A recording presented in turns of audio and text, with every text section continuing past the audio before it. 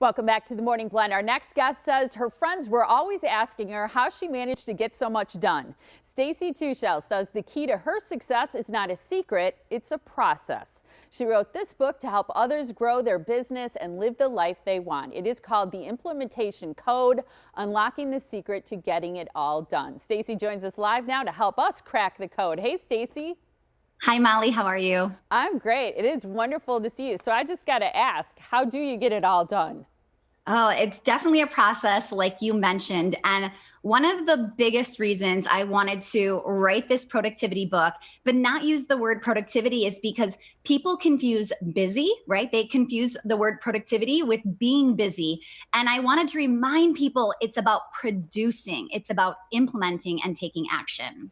I like that. I think that's an important reminder. I think now being busy is sort of like an excuse that we use too. So I like that. One of the things I read about you is that you were named the 2019 Wisconsin Small Business Person of the Year by the United States Small Business Administration. You have a lot of business experience, and I've heard some experts say you should run your family like a CEO. But I'm curious because right now I think parents are really torn. They're at home with kids, many of whom are doing virtual learning at home, but they're also working or managing a business. So how do you suggest people, do you have tips for parents about prioritizing?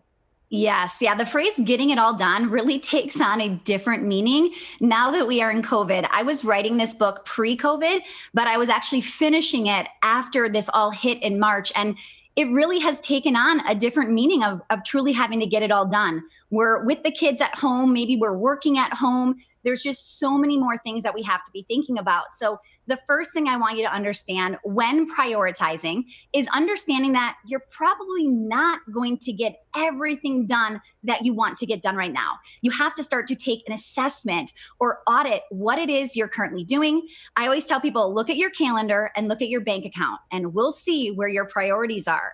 So those are good tests to figure out, where are you spending your time? Where are you spending your money, right? So when more is getting added onto our plate now with maybe kids being home, we have to ask ourselves, what really needs to get done?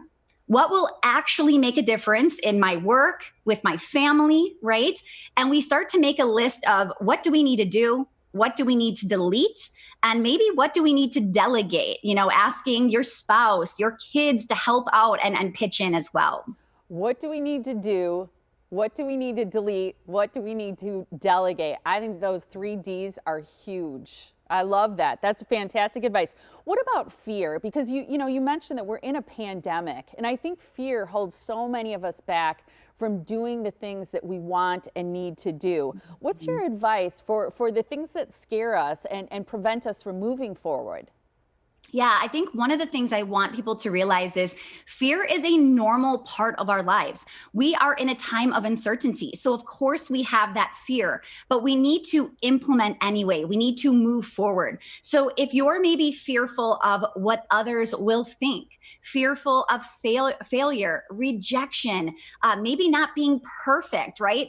We live in this society where we post everything on social media these days. We are no longer sharing these intimate moments with just close family and friends. We're sharing them publicly, right? And if we don't succeed, will everybody see us fail, right? So what will we make that mean if we do it? So I really want to make sure that I'm cautioning you to be careful that you're not letting that fear paralyze you, and to know that you still want to take that action, move forward, implement. And as you do it, you will get more confident with whatever goal you're setting or whatever you're trying to accomplish. Small steps. I like that. One of the words you use is systematizing. You suggest systematizing your life. What does that mean, and what's the first step?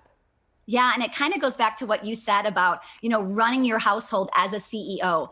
So the first step is really assessing the frustration. So something, pops up. Maybe you're mad that the laundry's piling up, or something happens, right?